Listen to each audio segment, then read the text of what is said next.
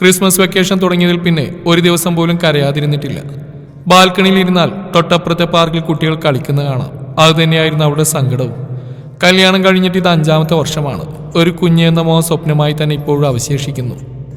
കല്യാണം കഴിഞ്ഞ് 1 വർഷം വലിയ കുഴപ്പങ്ങളൊന്നും ഇല്ലായിരുന്നു. പിന്നെ ഇവിടെ പോയാൽ ആദ്യം കേൾക്കുന്ന ചോദ്യം വിശേഷമൊന്നും ആയില്ലേ എന്നാണ്. കുടുംബക്കാരുടെയും നാട്ടുകാരുടെയും ചോദ്യങ്ങൾ സഹിക്കഴിയാതായപ്പോഴാണ് സൂരജിന്റെ കൂടെ ഈ നഗരത്തിൽ താമസമാക്കിയത്. സൂരജിന്റെ അമ്മയും അച്ഛനെയും പെങ്ങളെയും വിട്ടു വരാൻ തനിക്ക് തീരെ ഇഷ്ടമുണ്ടായിരുന്നില്ല. ആൾക്കാരുടെ ചോദ്യങ്ങൾക്ക് മുമ്പിൽ തന്റെ കണ്ണു നിറയുന്ന കണ്ടിട്ട് സൂരജിന്റെ അമ്മ തന്നെയാണ് പറഞ്ഞത്. സൂരജിന്റെ കൂടെ ജോലി സ്ഥലത്ത് തന്നെ താമസിക്കുന്ന ഒരുപാട് ഡോക്ടർമാരെ കണ്ടു. കുറെ മരുന്നുകളും കഴിച്ചു.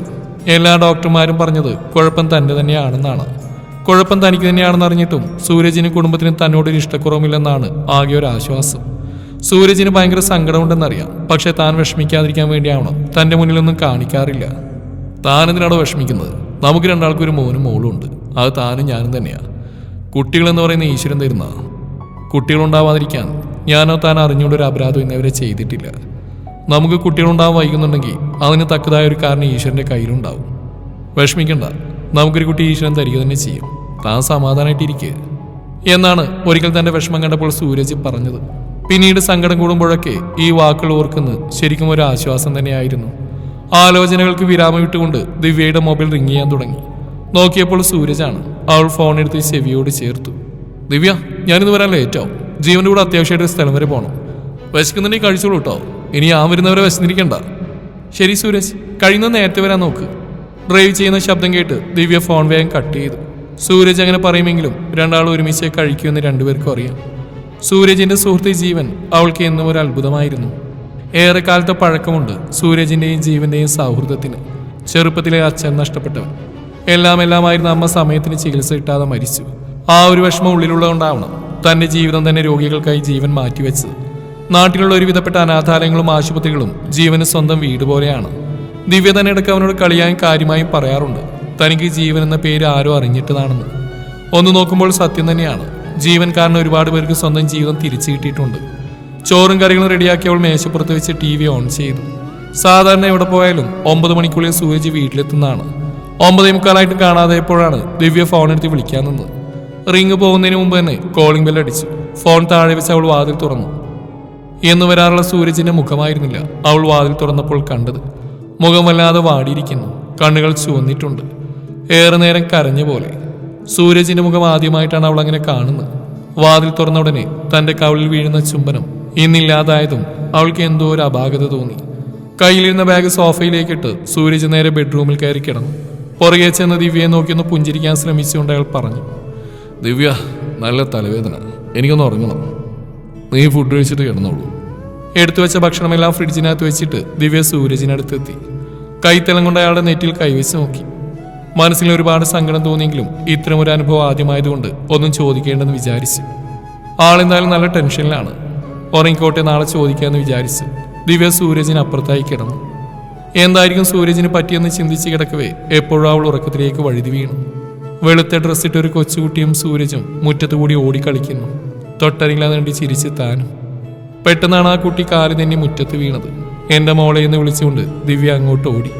പെട്ടെന്ന് അവൾ കണ്ണുകൾ തുറന്ന് എഴുന്നേറ്റിരുന്നു. പരിസരബോധമില്ലാതെ ചുറ്റുമൊന്ന് നോക്കി. പിന്നെയാണ് അവൾക്ക് മനസ്സിലായത് കണ്ടതൊരു സ്വപ്നമായിരുന്നു എന്ന്. അവൾ ആ കുട്ടിയുടെ മുഖമൊന്ന് ഓർത്തെടുക്കാൻ നോക്കി. പക്ഷെ കഴിഞ്ഞില്ല. പിന്നെയാണ് അവൾ കണ്ടത് അടുത്ത് സൂരജില്ല. പുറത്തേക്ക് നോക്കിയപ്പോൾ തുറന്നിടക്കുന്ന വാതിലൂടെ കണ്ടു ബാൽക്കണിയിൽ തലകുമ്പിട്ടിരിക്കുന്ന സൂരജിനെ. അവൾ അയാളുടെ സമീപത്തെത്തിയപ്പോഴാണ് മനസ്സിലായത് സൂരജ് കരയുകയായിരുന്നു. ദിവ്യയുടെ കൈത്തലം തോളിലമർന്നപ്പോൾ ഞെട്ടിത്തരിച്ച സൂരജ് നിറഞ്ഞു കണ്ണുകൾ തുടച്ച് എഴുന്നേറ്റ് ദിവ്യയും ചേർത്ത് പിടിച്ച് റൂമിലേക്ക് നടന്നു. കിടന്നു കുറച്ചു നേരം കഴിഞ്ഞപ്പോൾ ദിവ്യമല്ലേ വിളിച്ചു. സൂരജ് ഉറങ്ങിയില്ലേ? ഇല്ല എന്നയാൾ ഉത്തരം പറഞ്ഞു. സൂരജിന് കാര്യമായിട്ടുള്ള എന്തോ വിഷമമുണ്ടെന്ന് മനസ്സിലായി. ഇതുവരെ എന്നോട് എല്ലാ കാര്യങ്ങളും പറഞ്ഞിട്ടുണ്ടെന്ന് എൻ്റെ വിശ്വാസം. സൂരജിൻ്റെ ഇപ്പോഴത്തെ അവസ്ഥയിൽ എന്നോടത് പറയാൻ പറ്റില്ലെന്ന് മനസ്സിലായി. പറയാൻ പറ്റുമ്പോൾ പറഞ്ഞാൽ മതി. ഇപ്പോൾ ഉറങ്ങ്. രാവിലെ ചായയുമായി ദിവ്യ ചെല്ലുമ്പോൾ സൂരജ് എന്തോ ഒരു ആലോചനയിലായിരുന്നു.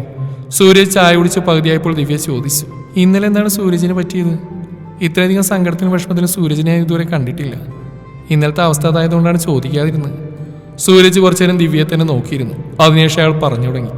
ദിവ്യയോട് ഞാനത് എന്തായാലും പറയും. പറയാതിരിക്കാൻ എനിക്ക് കഴിയില്ല. എനിക്കതിനെപ്പറ്റി ഒന്ന് ആലോചിക്കണം. ദിവ്യ ഇരുന്ന പോലെ പേടിക്കേണ്ട കാര്യമൊന്നുമില്ല. പക്ഷെ എൻ്റെ ഒരു അഭിപ്രായം പറഞ്ഞാൽ സമ്മതിച്ചാൽ മാത്രം മതി. 2 ദിവസം കഴിഞ്ഞ് ഞാൻ പറയാം. ഒരിക്കലും കാണാൻ പാടില്ലാത്ത സാഹചര്യത്തിൽ ഒരുപാട് കാണാൻ ആഗ്രഹിച്ച ഒരാളെ കണ്ടു. പെട്ടെന്ന് ഉൾക്കൊള്ളാനായില്ല. അതിൻ്റെ ഷോക്കായിരുന്നില്ലേ? താൻ എന്നോട് ക്ഷമിക്കുക. സാരമില്ല, പെട്ടെന്ന് അങ്ങനെ കണ്ടപ്പോൾ എനിക്ക് ഭയങ്കര സങ്കടമായിപ്പോയി. സൂരജ് എന്ത് തീരുമാനം എടുത്താലും അത് നല്ലതിനാണെന്ന് എനിക്കറിയാം. ഓഫീസിൽ പോയിട്ട് വരും. സൂരജിൻ്റെ കവിളിൽ ഉമ്മ നൽകിക്കൊണ്ട് ദിവ്യ പറഞ്ഞു. സൂരജ് ഓഫീസിൽ പോയി കഴിഞ്ഞിട്ടും അയാൾ പറഞ്ഞ അവളുടെ മനസ്സിൽ നിന്ന് പോയില്ല. ആരായിരിക്കും ആ ആൾ? ജിജ്ഞാസ കൊണ്ട് ദിവ്യയ്ക്ക് ഇരിക്കാൻ വയ്യാതായി. മൊബൈലെടുത്ത് ജീവന്റെ നമ്പറിലേക്ക് വിളിച്ചു. അയാൾ ഫോണെടുത്തും അവൾ ചോദിച്ചു, ജീവൻ എവിടെയാ? തിരക്കില്ലെങ്കിൽ ഇവിടെ വരെ ഒന്ന് വന്നിട്ട് പോവോ? ഒരു സ്ഥലം വരെ പോകാനിറങ്ങിയതാ. എന്നാലും സാരല്ല, പെങ്ങൾ അത്യാവശ്യം കൊണ്ട് വിളിച്ചല്ലേ, ഞാൻ വരാം. ദിവ്യ വിളിച്ചെന്തിനാണെന്ന് എനിക്ക് നന്നായിട്ട് അറിയാം. ഒരു കാര്യം ചെയ്യാം, ഒന്ന് റെഡിയായി നിൽക്കൂ, നമുക്കൊരു സ്ഥലം വരെ പോവാം. എനിക്കും കുറച്ച് സംസാരിക്കാനുണ്ട്. സൂരജ് വിളിക്കുകയാണെങ്കിൽ മാത്രം എൻ്റെ കൂടെയാണെന്ന് പറഞ്ഞാൽ മതി, ഇല്ലെങ്കിൽ ഒന്നും പറയരുത്.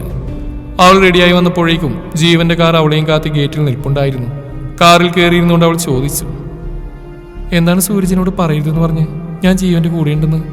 കാറ് മുന്നോട്ട് പോകുന്നതിനിടയിൽ അയാൾ പറഞ്ഞു, സൂരജിനോട് പറയരുതെന്ന് ഞാൻ പറഞ്ഞിട്ടില്ല, തിരിച്ചു വന്നതിന് ശേഷം മാത്രം പറഞ്ഞാൽ മതി എന്നാ പറഞ്ഞു. ഇപ്പൊ പറഞ്ഞ ദിവ്യ തിരിച്ചു വരുന്നവരെ സൂരജ് ടെൻഷനാവും, അതുകൊണ്ടാണ് വേണ്ടാന്ന് പറഞ്ഞത്. സൂരജ് എന്നെ രാവിലെ വിളിച്ചിരുന്നു. സൂരജ് തന്നോട് പറയുന്നതിനേക്കാൾ ഞാൻ പറയുന്നതാണ് നല്ലതെന്ന് എനിക്ക് തോന്നി. അതാ എൻ്റെ കൂടെ വരാൻ പറഞ്ഞു. ജീവൻ, താനീക്ക് സഹോദരനെ പോലെയല്ല, സഹോദരൻ തന്നെയാണ്. ഇനിയും ടെൻഷനാകാതെ കാര്യം എന്താണെന്ന് പറയൂ. ദിവ്യ കണ്ണു തുടച്ച് ജീവനെ നോക്കി. ചെറുതായി നിശ്വസിച്ച് ജീവൻ പറയാൻ തുടങ്ങി. ആ ഡാഷ്ബോർഡിനുള്ളൊരു ഫോട്ടോ ഉണ്ട്, അതെടുത്തു നോക്കൂ. ദിവ്യ ഫോട്ടോ എടുത്ത് നോക്കി. ഒരു പഴയ കോളേജ് ഫോട്ടോ, കുറച്ച് ആൺകുട്ടികളും പെൺകുട്ടികളും. അതിൽ ജീവനെയും സൂരജിനെയും അവൾ പെട്ടെന്ന് മനസ്സിലായി. ജീവൻ തുടർന്നു, ആ പെൺകുട്ടികൾ ഏറ്റവും സുന്ദരിയാരാണ്. അതിൽ നീണ്ട തലമുടി ഭംഗിയായി പിന്നി മുന്നിലേക്ക് ഇട്ട് നിൽക്കുന്ന ഒരു കുട്ടിയെ തൊട്ട് ദിവ്യ ജീവന് നേരെ കാണിച്ചു. ജീവന്റെ മുഖത്തൊരു സങ്കടം വന്ന് അവൾ ശ്രദ്ധിച്ചു. അതെ, അത് തന്നെയാണ്. പേര് അലീന. ഞങ്ങളുടെ കോളേജിലെ ഏറ്റവും സുന്ദരിയും ഏറ്റവും നല്ല സ്വഭാവമുള്ള കുട്ടി. നിന്റെ സൂരജ് 3 വർഷത്തോളം മനസ്സിൽ കൊണ്ടുവരുന്നവള്. ദിവ്യയ്ക്ക് അറിയാത്തൊരു കാര്യമുണ്ട്, സൂരജ് ഒരു കവിയും ഗായകനും കൂടിയാണ്. കോളേജ് മാഗസിനിൽ വന്ന സൂരജിന്റെ കവിത അവൾ കണ്ടു. ഒരു അനാഥ പെൺകുട്ടിയുടെ സ്വപ്നങ്ങളായിരുന്നു കവിതയിൽ. ഇത് സൂരജ് എഴുതിയതാണെന്ന് ചോദിച്ചിട്ടാണ് അവൾ ഞങ്ങളുടെ ഗ്യാങ്ങിലേക്ക് വരുന്നത്. പിന്നീട് കഥയും കവിതയായിട്ട് കുറേ ദിവസം. അതിൽ സാമ്പത്തികമായി പിന്നോട്ട് നിന്നിരുന്ന എന്നെ സൂരജ് സഹായിക്കുന്ന അവൾ പലപ്പോഴും കണ്ടിട്ടുണ്ട്. പിന്നെ ഞങ്ങൾ 3 പേരും വല്ലാത്തൊരു സൗഹൃദമായിരുന്നു. ഇതിനിടയിൽ എപ്പോഴും സൂരജിന് അവളോട് പ്രണയം തോന്നി. എനിക്കല്ലാതെ വേറെ ആർക്കും അറിയില്ലായിരുന്നു. ഞങ്ങൾ 2 ആൾ മാത്രമാവുന്ന സമയത്തെല്ലാം അവളുടെ നീണ്ട മുടിയും വിടർന്ന കണ്ണുകളും കട്ടിയുള്ള പുരികങ്ങളും അവൻ കവിതയുടെ രൂപത്തിൽ വർണ്ണിക്കുമായിരുന്നു. ഇതിനിടയിൽ പലപ്പോഴും പ്രണയം തുറന്നു പറയാൻ ശ്രമിച്ചിരുന്നു, പക്ഷെ ഒരിക്കലും കഴിഞ്ഞില്ല. കോളേജിൽ നിന്ന് വിട പറയാൻ 2 മാസം കൂടെയുള്ളപ്പോൾ ഒരു ദിവസം എന്തു വന്നാലും അത് തുറന്നു പറയാൻ തന്നെ നമ്മൾ തീരുമാനിച്ചു. പറയാനുള്ള മുഴുവൻ ഒരു പേപ്പറിൽ എഴുതി ഞങ്ങൾ കോളേജിലേക്ക് എത്തി. പക്ഷെ സംഭവിച്ച മറ്റൊന്നായിരുന്നു. ഒരിക്കൽ അവൾ പ്രണയം നിരസിച്ച ഒരുത്തൻ കോളേജിന്റെ ചുമരിൽ അലീനയുടെയും സൂരജിന്റെയും പേരേർത്ത് എന്തോ വൃത്തികേട് എഴുതി വെച്ചിരിക്കുന്നു. ഞാനും സൂരജ് അടുത്ത് നിൽക്കുമ്പോഴാണ് അവൾ അവനോട് കയർത്ത് സംസാരിച്ച്. അലീന ദേഷ്യപ്പെടുന്നത് ഞങ്ങൾ മാത്രമല്ല, ആ കോളേജിലെ എല്ലാവരും ആദ്യമായിട്ട് കാണുകയായിരുന്നു. ഡോ, തനിക്ക് എന്തറിയാം സൂരജിനെ പറ്റി? എനിക്കറിയാം, വളരെ നന്നായിട്ട് അറിയാം. എനിക്ക് നിന്നേക്കാൾ വിശ്വാസമുണ്ട് സൂരജിനെ. അത് ഇവിടെയുള്ള ആരും വിശ്വസിപ്പിക്കേണ്ട കാര്യം എനിക്കില്ല. എന്നെപ്പറ്റി സൂരജിനെ അറിയാവുന്ന വിശ്വാസം ആര് വിചാരിച്ചാലും മാറ്റാനും പറ്റില്ല എന്ന് പറഞ്ഞവൾ സൂരജിനെ നോക്കിയ നോട്ടം ഇപ്പോഴും എൻ്റെ മനസ്സിൽ നിന്ന് മാഞ്ഞിട്ടില്ല. പിന്നെ ഞാൻ കണ്ട സൂരജ് ആ ലെറ്റർ വലിച്ചേറി കാറ്റിൽ പറത്തുന്ന. പിന്നീട് പല പ്രാവശ്യം പറയാൻ പോയ എന്നെ അവൻ വിലക്കി. അവൾ ഒരിക്കലും എന്നെ അങ്ങനെ കണ്ടിട്ടില്ലടാ. ഇനി അതും പറഞ്ഞ് അവളോടൊപ്പം ആ ഫ്രണ്ട്ഷിപ്പ് വേണ്ടെന്നൊക്കെ ഉണ്ട്. ഈ ആഗ്രഹമായിട്ട് തന്നെ എൻ്റെ മനസ്സിലിരുന്നോട്ടെ. ചിലതെല്ലാം നടക്കാതിരിക്കുന്നതാണ് നല്ലത്. എന്നാലേ നമുക്കത് ഇടയ്ക്കിടയ്ക്ക് ഓർക്കാൻ കഴിയും. കോളേജിൽ നിന്ന് പോയാലും ഇനി എവിടെയെങ്കിലൊക്കെ ഞങ്ങൾ തമ്മിൽ കാണും. അന്ന് എന്നോട് സംസാരിക്കാൻ അവൾക്കൊരു വിഷമം ഉണ്ടാവരുത്. മാത്രമല്ല, അവളൊരു ക്രിസ്ത്യനാണ്. അവളുടെ വീട്ടുകാർ ഇത് അംഗീകരിച്ചെന്ന് വരില്ല. ഒരുപാട് പേരെ വിഷമിപ്പിക്കേണ്ടി വരും. ഇത് എൻ്റെ നിൻ്റെ ഉള്ളിലായിട്ട് തന്നെ തീരട്ടെ, അതാ നല്ലത്. പക്ഷെ അതിനുശേഷം കോളേജിൽ തീരുന്നവരെ അവർ പരസ്പരം ഒരു അകലം കാത്തു സൂക്ഷിച്ചിരുന്നു. കോളേജ് കഴിഞ്ഞ ശേഷം സൂരജിന്റെ നിർബന്ധപ്രകാരം ഞാൻ അവളെ തിരക്കിപ്പോയിരുന്നു. പക്ഷേ യാതൊന്നും അറിയാൻ കഴിഞ്ഞില്ല. പിന്നെ ഞങ്ങൾ 2 ആളോളം മറന്നു. കല്യാണം കഴിഞ്ഞ് സുഖമായിട്ട് എവിടെയെങ്കിലും ജീവിക്കുന്നുണ്ടാവുമെന്ന് വിശ്വസിച്ചു. അവളിപ്പോൾ എവിടെയുണ്ട്? നിങ്ങളിതിനെ അവളെ കണ്ടോ? ദിവ്യ അറിയാതെ ചോദിച്ചു പോയി. പറയാം, അതിനും എനിക്ക് വേറെ കുറച്ച് കാര്യങ്ങൾ പറയാനുണ്ട്. ഒരാഴ്ച മുമ്പാണ് ഇവിടുത്തെ അനാഥാലയത്തിൽ അച്ഛൻ എന്നെ വിളിച്ചു പറഞ്ഞ് നമുക്കൊരു സ്ഥലം വരെ പോകണം, ഒരു സ്ത്രീയെ കാണാനെന്ന്. എനിക്കറിയാവുന്ന സ്ത്രീയാണ്. ആ ഒരു അനാഥാലയത്തിൽ തന്നെയാണ് വളർന്നത്. ആംബുലൻസ് ഡ്രൈവറായിരുന്നു ഭർത്താവ്. ആരുമില്ലാത്ത പെൺകുട്ടിക്ക് ജീവിതം കൊടുക്കാൻ മനസ്സ് കാണിച്ചവൻ. പക്ഷെ വേറെ ആളുടെ ജീവരക്ഷയുള്ള ശ്രമത്തിൽ ആംബുലൻസ് ആക്സിഡൻ്റായിട്ട് അയാൾ മരിക്കുമ്പോൾ ഈ കുട്ടി ഗർഭിണിയാണ്. ഒരു പെൺകുഞ്ഞിനെ പ്രസവിച്ചു. സ്വന്തമായിട്ടൊരു ജോലിയുള്ളതുകൊണ്ട് ആരെയും ആശ്രയിക്കാതെ അവൾ ജീവിച്ചു. എന്നാൽ വിധി പിന്നെ അവർ വെറുതെ വിട്ടില്ല. 6 മാസം മുമ്പ് അറിഞ്ഞത് അവർക്ക് ബ്ലഡ് ക്യാൻസർ ആണെന്ന്.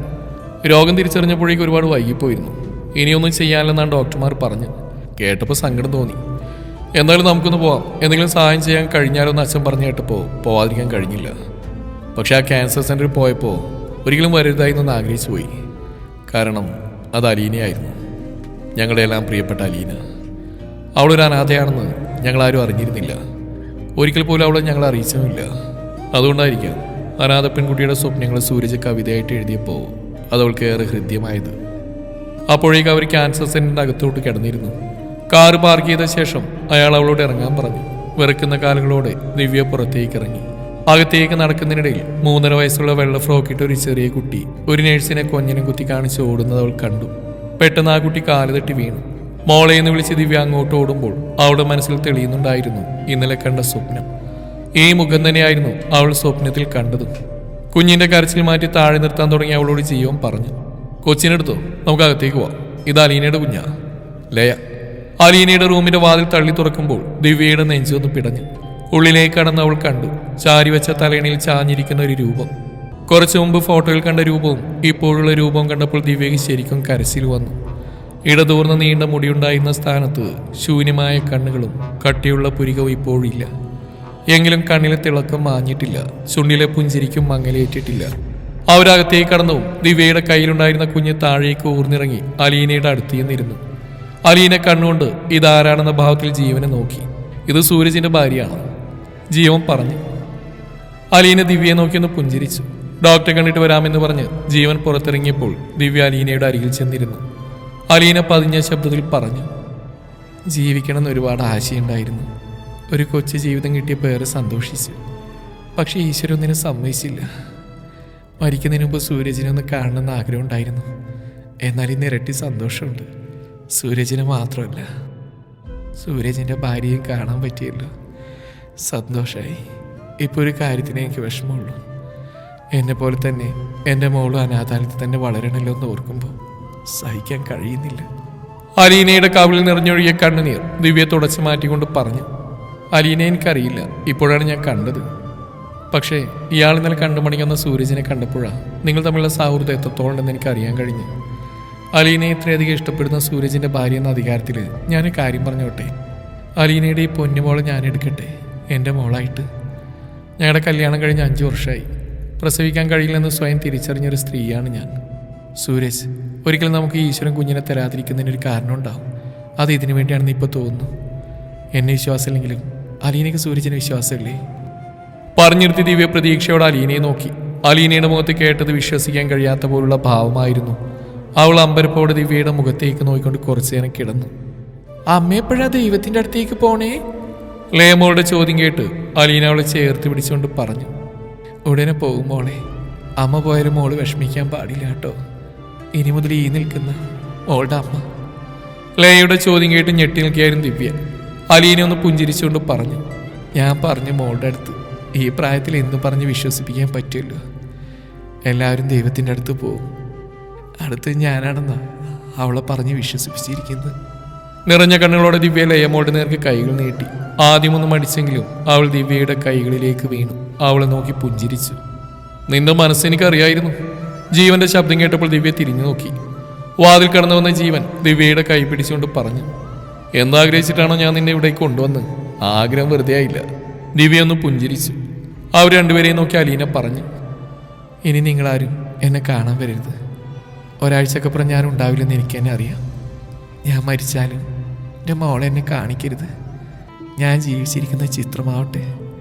എന്നെ ഓർക്കുമ്പോൾ ഇനി നിങ്ങളുടെ എല്ലാം മനസ്സിൽ ഇനി ഒരിക്കലും കാണില്ലെന്ന് ഉറപ്പുള്ളതുകൊണ്ടും ദിവ്യയുടെ മനസ്സെനിക്ക് മനസ്സിലായതുകൊണ്ടും ഒരു കാര്യം കൂടി ഞാൻ പറയാം. എനിക്ക് സൂരജിനെ ഇഷ്ടമായിരുന്നു. സൂരജ് ഒരിക്കലെങ്കിലും എന്നോട് ഇഷ്ടമാണെന്ന് പറയുമെന്ന് ഞാൻ കരുതി. പക്ഷെ സൂരജിന് എന്നോട്ടുണ്ടായിരുന്നത് ആത്മാർത്ഥമായ സൗഹൃദം മാത്രമായിരുന്നു. വൈകിയ ഞാനത് തിരിച്ചറിഞ്ഞ്. ദിവ്യയും ജീവനും പരസ്പരം ഒന്ന് നോക്കി. ലേമോളെയും കൊണ്ട് അലീനയുടെ നെറ്റിലൊരു ഉമ്മ ഉടുപ്പിച്ച് അവളെയും എടുത്ത് തിരിഞ്ഞടക്കുമ്പോൾ ജീവനൊന്ന് തിരിഞ്ഞു നോക്കി. സംതൃപ്തി തെളിഞ്ഞേൽക്കുന്ന ഒരു പുഞ്ചിരിയാൾ അവളുടെ മുഖത്ത് കണ്ടു. വീട്ടിലേക്കുള്ള യാത്രയിൽ മാറിൽ ചേർന്നുറങ്ങുന്ന ലയമോളെ തഴുകിക്കൊണ്ട് ദിവ്യ ജീവനോട് പറഞ്ഞു. ജീവൻ, എനിക്കൊരു വാക്കേറണം. അലീനയ്ക്ക് സൂരജിനോട് പ്രണയമുണ്ടായിരുന്നത് ഒരിക്കലും സൂരജ് അറിയരുത്. ആ പാവത്തിന് ഒരിക്കലും താങ്ങാനാവില്ല. പരസ്പരം ഇഷ്ടമാണെന്ന് രണ്ടുപേർക്കും അറിയില്ല. അതങ്ങനെ തന്നെ ഇരുന്നോട്ടെ. ജീവൻ സമ്മതഭാവത്തിൽ അവൾ നോക്കി പുഞ്ചിരിച്ചു. കോളിംഗ് ബെല്ലിന്റെ ശബ്ദം കേട്ടപ്പോൾ ദിവ്യ വാതിൽ തുറന്നു. മുന്നിൽ സൂരജ്.